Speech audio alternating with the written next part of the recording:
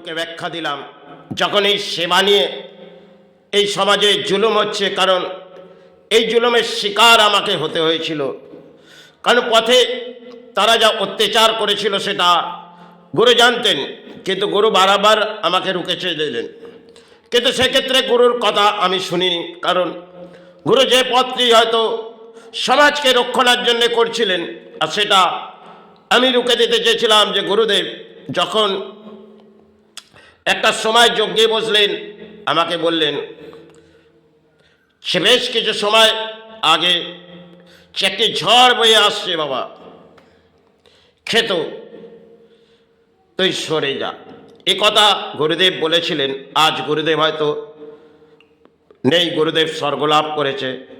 তিনি শেষ সময় ক্ষেত্রে আমাকে বাংলায় বুঝিয়েছিলেন, কিন্তু আমি সে পথ হাঁটিনি। কারণ গুরুদেব বারংবার মায়ের সেবায় একই নির্দেশ দিচ্ছেন, কিন্তু সে নির্দেশ, কারণ যেগুলো সমাজে দেখবেন আজকে পুজো পাঠ নিয়ে হয়তো কিছুটা হলেও জুলুম করেও সেবা হয়। আর একটা সময় আমি যখন ডোমজুর অঞ্চলে এলাম, সেখানে নতুন করে কর্মস্থান মহারাষ্ট্র থেকে এলাম, আর সেই পরিস্থিতিতে ডোমজুর মর্নিং স্টার বলে একটি ক্লাব আছে, তারা সমাজে অত্যাচার করছে। সেই অত্যাচারটা কি সেবার জুলুম, তাহলে এই জুলুমটা তারা করে যাবে, আর এটা আমি মেনে নেব।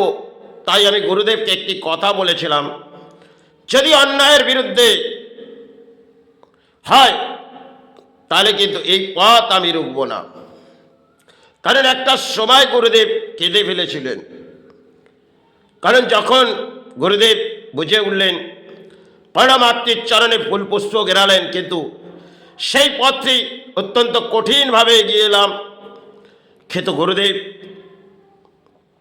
তিনি তো বহু সময় হয়তো স্বর্গলাভ করেছেন, কিন্তু গুরুদেব যাবার আগে হয়তো আমার গুরুদেব আমার সাথে বহু কিছু যুক্তহীন ছিলেন। সন্তান হিসেবে আমি গুরুর কাছে যেতাম, এবং যে সময় সেই ঝড়টি বয়ে এলো, তারা যখন দেখলো রোকার ক্ষমতা নেই, তারা আমাকে চোর সাব্যস্ত করলেন, তারা পথে বাঁধলেন। কারণ তাদের অন্যায়টি মেনে নিতে হবে। তারা যে সমাজে জুলুম করছে সেবা নিয়ে, সেটা মেনে নিতে হবে, সেটা গ্রহণ করতে হবে। এটা ধর্মের মাঝে সেবা নয়, অধর্মের সেবা যদি এই কলিযুগে হতে থাকে, তাহলে এই কলিতে ভরাডুবিতে আমি এসেছি। হয়তো এটা রোকার ক্ষমতা আমার নেই, কিন্তু যে পরিস্থিতি আমি বাংলার দেখেছি, এগুলো সময়ের অঙ্কের খেলা ছিল। জীবনযাত্রার মাঝে হয়তো লড়াই ছিল একটা সময় কর্মের পেছনে, আর কর্মের পেছনে যখন লড়াই করতে করতে একটা ঝড় বয়ে গেল, সে গুরুদেব তিনি মাতৃর চরণে ফুল পুষ্প ঢেলে যাচ্ছেন, সে মা রক্ষা কর। কিন্তু মা এক একটি ফুল চলো আঁচলে ভরে নিচ্ছেন, আর গুরুদেব ফুলটি ফেলে যাচ্ছেন। কিন্তু যখন গুরুদেব ফের যজ্ঞে বসলেন, আবার নির্দেশ দিলেন, বাবা এ পথ থেকে সরে যা, এটা ক্লাব। তখন আমি গুরুদেবকে একই ব্যাখ্যা দিলাম, গুরুদেব যদি অন্যায়ের পথ না হয়, এই পথ থেকে আমি ঘুরে দাঁড়াবো না। গুরুদেব কেঁদে ফেললেন, বলে মাই রক্ষা করবে। শেষ ব্যাখ্যা গুরুদেব একটাই বললেন। তারপরে একাদশী এলেন, দেবী দুর্গার আবির্ভাবের পর একাদশী, এবং একাদশীতে ওরা বহু কিছু ক্লাবের এলেন, তারা পথের দ্বারস্থ করে চোর সাব্যস্ত করলেন। সমস্ত যেন একটা ঝড় বয়ে আসছে, কারণ আমি একা আর ওরা সমাজের বহু মানুষ। তাহলে সেখানে আবার গুরুদেবের ব্যাখ্যাটা আমি গ্রহণ করিনি, কারণ আমি সেই পথটা চাইছিলাম যেটা আমি বহু সময় আগে সেবা সেরেছি, কিন্তু তাতে সেই সেবায় আমি একটা সময় কোনো দান নিইনি। আর আজ যে সেবাটা চালিয়ে যাচ্ছে, এতে কোনো দান আমি গ্রহণ করিনি।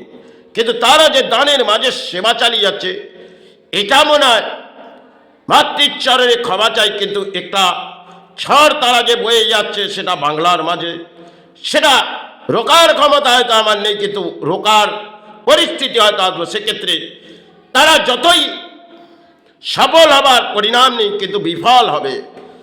এই ধরনের তারা যদি মনুষ্য জন্ম পেয়ে এই ধরনের ধর্মের পেছনে অধর্ম করে, সেটা কিন্তু সমাজ গ্রহণ করলে আমি গ্রহণ করব না। একটা সময় এই বাংলার মাঝে বহু চিৎক্ষণ গজালেন, সেই চিৎক্ষণগুলো একের পর এক গজিয়ে উঠলেন। তার কিছু তথ্য আমি হয়তো একটি অডিও ফেলেছিলাম, কিন্তু একটা সভায় আমি বহু মানুষকে বোঝালাম, তারা কেউ শুনলেন না। কারণ তারা অর্থের লোভ লালসায় গেলেন, আর তাতে একটা এজেন্ট সবাই ক্ষেত্রে কিছু মানুষের কাছ থেকে অর্থ নিলেন, আর যেন একটা বড় বড় কোম্পানির প্রজেক্ট ফুটে এলেন। সেই প্রজেক্টে একটা নাম ফুটে এলেন। এক ব্যক্তিকে একটি ক্যালেন্ডার যখন টাঙিয়ে রেখেছে, তাকে ব্যাখ্যা দিলাম এই গুয়াহাটি অঞ্চলে যে স্কুলটি কোন অঞ্চলে আছে, তিনি কিন্তু তার জবাব দিলেন না। কারণ তিনি বড় বড় কারখানা দেখাচ্ছে, আর সেটা কিন্তু নয়, যোগ্যতা নয়। আর তিনি আমারই গ্রামের মানুষ, আর যে পরিস্থিতি সমাজ লুটছে সেটা হয়তো আমার রোকার ক্ষমতা নেই, আর সমাজের বহু মানুষ তার পেছনে ঢল নেমেছে, আর তাতে সে অর্থ লুটবে। তাই এই ধরনের বাংলায় বহু চিৎক্ষণ হয়তো সবাই গড়িয়ে গেল, আর কিছু অডিও হয়তো ব্যাখ্যা দিয়েছিলাম।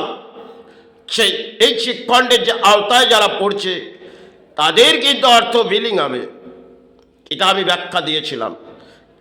একটা মিডিয়ায় আমি কিছু প্রস্তাব পাঠিয়েছিলাম, তারা হয়তো গ্রহণ করেছে কিনা জানি না, কিন্তু সবাই ক্ষেত্রে এই চিৎখণ্ডগুলো দেখবেন মাথা গজিয়ে আমাদের বাংলা থেকে অর্থ সঞ্চয় করে বেরিয়ে গেছে। আর সে অর্থ কোথায় গেছে কেউ জানে না, কোন সমুদ্রে গেছে আর কোন গঙ্গায় ডুবে গেছে তা হয়তো কেউ জানে না। কিন্তু এগুলোর পেছনে সমাজে যদি কোনো ধর্মীয় মানুষ লড়াই করে, সেখানেও দেখবেন তাহলে বিফল। কারণ এরা অধর্মের লড়াই করে যাবে, আর আপনি ধর্মের মাঝে লড়াই করবেন, কিন্তু আপনাকে যোগ্যতা তারা দেবে না, আর আপনি সে যোগ্যতা চান না। কারণ এই সমাজে দেখবেন কলির রাজ্যে যদি প্রবেশ করেছি, তাহলে কলি আমায় দণ্ড হয়তো দেবে, আর কলির দণ্ড আমি মাথা পেতে নেব, এটা আমার ব্যাখ্যা। তাই কলির রাজ্যে যখন আমি প্রবেশ করেছি, বহু কিছু ঝড় হয়তো জীবনের মাঝ দিয়ে বয়ে গেছে, কিন্তু যতটুকুন প্রাণে বেঁচে আছি মা রক্ষা করেছে। কারণ একটা সময় বিস্ফোট থেকে তা রক্ষা করেছিলেন বোম্বা দেবী। সময়ের অঙ্কের বহু কিছু জীবনে খেলা ছিলেন। রেলওয়ে থেকে যখন পড়ে গেলাম, তখন একটি পা নিচের স্তরে চলে গেলেন, আর মা যেন তুলে দিলেন। আরেকটি যখন 93 দাঙ্গা, বোম্বাই নগরী, এগুলো সব বম্বের মধ্যে ঘটনা হয়েছিলেন। সেখানে 3টি মুসলিম সম্প্রদায় তারা কিন্তু হত্যার মাঝে এলেন, কিন্তু সেই হত্যা তারা পারলেন না, কারণ মা আমাকে রক্ষা করেছিলেন, মা বোম্বা দেবী। সে সময় মা বোম্বা দেবী আশেপাশে সমস্ত কিছু জ্বালিয়ে দিয়েছিলেন, আর আমি একা সেই পথ ধরে হেঁটে যাচ্ছিলাম, কিন্তু মা আমাকে রক্ষা করেছিলেন। একটা সময় মা বোম্বা দেবী দর্শনও পেয়েছিলাম, সেটা হয়তো জীবনযাত্রার একটা কর্মের পেছন থেকে আমি মা বোম্বা দেবীর দর্শন পেয়েছিলাম। তাই বারংবার আমি মা বোম্বা দেবীর সেবা আরতিতে থাকতাম। এগুলো জীবন দানপত্র জীবনে আমি বহু ধর্মের মাঝে ছিলাম, আজও হয়তো আছি। যতক্ষণ আছি আমি সেবা চালিয়ে যাচ্ছি। শেষ সেবার নাম হচ্ছে বিশ্ব মানব কল্যাণ। তাতে হচ্ছে সবার জাগলো কিনা তা আমার দেখার প্রয়োজন নেই, কারণ আমি আজ আছি, কাল চলে যাব। এটাই আমি মায়ের কাছে প্রার্থনা করে শেষ পর্যায়ে হয়তো সেবাটা চালিয়ে যাচ্ছি। তাই যাই হোক, জীবনযাত্রায় হয়তো লড়াই করতে এসেছিলাম, এতে সফল হলাম চাই বিফল, এটা মাতৃ বিচার করবে। কারণ জীবনযাত্রায় বহু সমাজের পরিস্থিতি দেখেছি, আর এই সমাজ তো মেরুদণ্ড ভেঙে গেছে। যেটা বাংলা বাংলা করে চিৎকার করে যায়, এই সোনার বাংলা সোনার বাংলা, এই বাংলায় গর্ব তো বলে কিছু নেই। হ্যাঁ, একটা জিনিস, অর্থের পেছনে যেন হাহাকার করছে। কারণ কিছু দেখবেন অর্থনীতি সমাজের বড় বড় ভিখারি, তাদেরকে ভিক্ষে দিতে হবে, এই সমাজে যা দেখেছি। তাই যাই হোক, এগুলো জীবনযাত্রার পেছনে আমি কাটিয়ে দিয়েছি, আজ আছি, কাল যদি মাতৃশ্রী চরণী দিই না, এটাই মায়ের কাছে প্রার্থনা যাচ্ছি। তাই এই সেবার শেষ পথেই হয়তো 14 বছর হয়ে আসছে, কারণ আমাকে ফিরে যেতে হবে। এই লড়াই করতে করতে হয়তো একটা সময় থমকে যাবে, কারণ জীবনযাত্রার পেছনে আমাদের লড়াই থাকে, কখনো কর্মের পেছনে, কখনো ধর্মের পেছনে। অর্থাৎ ধর্ম সকলকার জন্য নয়, কিন্তু কর্মটা সকল মানব দেহের ক্ষেত্রে। আর আমি কর্ম নিয়েই ধর্ম চালিয়েছি, এটা মা বিচার করবে, গুরু বিচার করবে। যতটা সময় হয়তো বাংলার মাঝে এসেছিলাম, তাতে দুঃখ দারিদ্রতার মাঝে কাটিয়ে দিয়েছি। কখনো পথে বসেছি ধূপবাতি নিয়ে, কারো পাত পাচ্ছি পানির, অন্যের আহার আর সন্তানের। আজ আছি যেটুকুন আছে, মায়ের চরণ ভরিয়ে যাচ্ছি। কাল যেন আসি চরণে না, এটাই কামনা জানিয়ে যাচ্ছি। কারণ সন্তান পরিবার আছে, তারা সারা থাক। আর এই স্থান যদি পারি দান দিয়ে চলে যায়, এটা দানপত্র জীবন। কারণ আছে কিছুই তো নেই, আর কিছুই তো নিয়ে আসেনি, কিছুই নিয়ে যেতে পারবো না। সেদি একটুখানি মাতৃ সেবা চালিয়ে আত্মাবিদ্যের মাঝে মাকে প্রণাম জানাই আর গুরুকে প্রণাম জানাই, এটাই তো জীবনের শেষ যাত্রা হবে। এই যাত্রা সমাজ দেখলো কি না দেখলো তা নিয়ে আমার কিছু যায় আসে না। কারণ আমি মানুষ্য জন্মে হয়তো বহু কিছু কর্মের পেছনে ছুটেছি, হয়তো সাথে ধর্ম ছিল, তাই ধর্মের লড়াইটা শেষ জীবনে সফল হলাম কি বিফল তা মাই বিচার করুন।